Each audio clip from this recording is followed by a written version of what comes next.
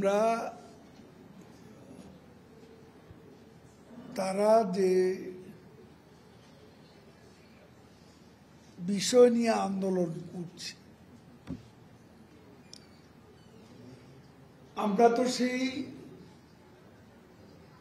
কোটামুক্ত সিদ্ধান্তই নিয়েছিলাম। প্রধানমন্ত্রী শেখ হাসিনার সরকার এটাই সিদ্ধান্ত দিয়েছে।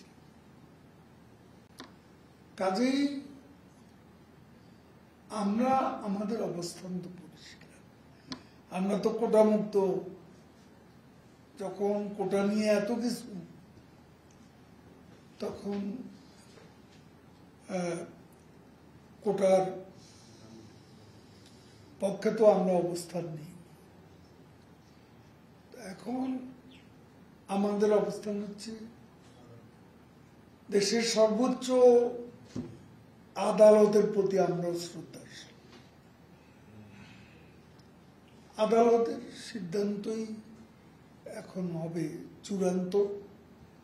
আমরা আশা করি আদালত বাস্তবসম্মত রায় দিয়ে সিদ্ধান্ত নেবেন, এটি আমাদের